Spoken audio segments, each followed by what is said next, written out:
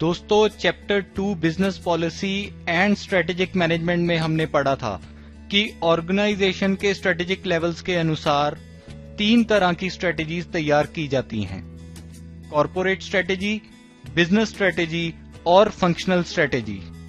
Corporate strategy corporate level पर तैयार की जाती है। कॉर्पोरेट स्ट्रेटेजी का फोकस कंपनी की ओवरऑल डायरेक्शन तय करना होता है। कॉर्पोरेट स्ट्रेटेजी 3 तरह की हो सकती है: स्टेबिलिटी, एक्सपेंशन और retrenchment strategy. Business strategy business level पर तैयार की जाती है। बिजनेस स्ट्रेटेजी का फोकस होता है कंपनी के प्रोडक्ट्स या सर्विसेज की कॉम्पिटिटिव पोजीशन को इंप्रूव करना। बिजनेस स्ट्रेटेजीज 2 प्रकार की होती हैं: कॉम्पिटिटिव और cooperative strategies. Functional strategy functional level पर तैयार की जाती है। फंक्शनल स्ट्रेटेजी का फोकस होता है अलग अलग रिसोर्सेज की प्रोडक्टिविटी को ज्यादा से ज्यादा बढ़ाना। फंक्शनल स्ट्रेटेजीज अलग अलग फंक्शंस जैसे कि research and development, production, finance, marketing आदि के लिए तैयार की जाती हैं। हर कंपनी आमतौर पे 3 तरह की स्ट्रेटेजीज इस्तेमाल करती है। फंक्शनल स्ट्रेटेजीज बिजनेस स्ट्रेटेजीज को सपोर्ट करती हैं और बिजनेस स्ट्रेटेजीज कॉर्पोरेट स्ट्रेटेजी को सपोर्ट करती हैं। इस चैप्टर में हम 3 तरह की कॉर्पोरेट स्ट्रेटेजीज को डिटेल में पढ़ेंगे। साथ ही साथ बिजनेस स्ट्रेटेजीज को भी इसी चैप्टर के दूसरे लेक्चर में डिटेल में पढ़ा जाएगा। फंक्शनल स्ट्रेटेजीज को हम अगले चैप्टर यानी चैप्टर 5 में विस्तार से पढ़ेंगे।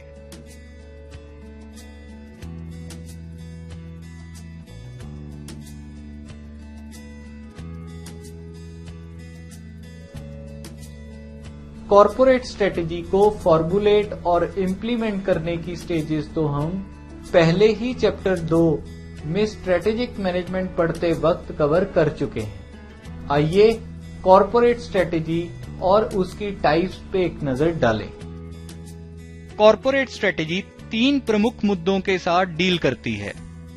पहला, कंपनी की विकास, स्थिरता या छंटनी यानी ग्रोथ, स्टेबिलिटी और रिट्रेंचमेंट की ओवरऑल नीति, जिसे डायरेक्शनल स्ट्रेटेजी भी कहा जाता है। दूसरा, पोर्टफोलियो एनालिसिस यानी अपने किन किन प्रोडक्ट्स और बिजनेस यूनिट्स के माध्यम से कंपनी विभिन्न इंडस्ट्रीज या मार्केट्स में compete करेगी। और तीसरा, कंपनी की मैनेजमेंट अलग अलग प्रोडक्ट लाइंस और बिजनेस यूनिट्स की एक्टिविटीज को कैसे कोऑर्डिनेट करेगी और कैसे इन प्रोडक्ट लाइंस और बिजनेस यूनिट्स में रिसोर्सेज बांटे जाएंगे और कैपेबिलिटीज विकसित की जाएंगी। इसे पेरेंटिंग स्ट्रेटेजी भी कहा जाता है। इसमें से पोर्टफोलियो एनालिसिस तो हम पहले ही चैप्टर 3 में कवर कर चुके हैं।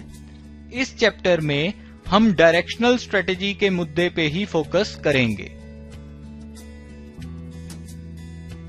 विभिन्न प्रकार की स्ट्रेटेजीज को पढ़ने से पहले चलिए स्ट्रेटेजी के एक बेसिक प्रिंसिपल को पहले समझें। स्ट्रेटेजी जहां प्रोएक्टिव होती है तो वहीं रिएक्टिव भी होती है, यानी स्ट्रेटेजी आमतौर पर प्रोएक्टिव एक्शंस और रिएक्टिव एक्शंस का एक मिश्रण होती है। कंपनी की मार्केट पोजीशन और फाइनेंशियल परफॉर्मेंस को इंप्रूव करने के लिए लिए गए एक्शंस प्रोएक्टिव एक्शंस कहलाते हैं। बदलते बिजनेस एनवायरनमेंट पे मैनेजर्स के रिएक्शन के तौर पे लिए गए एक्शंस रिएक्टिव एक्शंस कहलाते हैं। इस प्रकार से हर स्ट्रेटेजिक कदम प्रोएक्टिव और जानबूझकर उठाया गया कदम नहीं होता है, बल्कि कई बार बाहरी बिजनेस एनवायरनमेंट में अनिश्चितता या अनसर्टेनिटी के चलते भी कई कदम उठाने पड़ते हैं। स्ट्रेटेजिक अनसर्टेनिटी का मतलब है ऐसी अनसर्टेनिटी या अनिश्चितता जिसका हमारी रणनीति पर प्रभाव पड़ता है। प्रत्येक स्ट्रेटेजिक अनसर्टेनिटी कुछ ऐसे संभावित ट्रेंड्स या इवेंट से अराइज होती है जिनका प्रेजेंट, प्रपोज्ड और यहां तक कि पोटेंशियल स्ट्रेटेजिक बिजनेस यूनिट्स के ऊपर भी प्रभाव पड़ता है। उदाहरण के तौर पे नेचुरल फूड्स या प्राकृतिक खाद्य पदार्थों की तरफ झुकाव कोक या पेप्सी जैसी कंपनियों के लिए अनिश्चितता का कारण बन सकता है। स्ट्रेटेजिक अनसर्टेनिटी से निपटने के लिए सिनेरियो एनालिसिस जैसी टेक्निक्स का इस्तेमाल किया जा सकता है।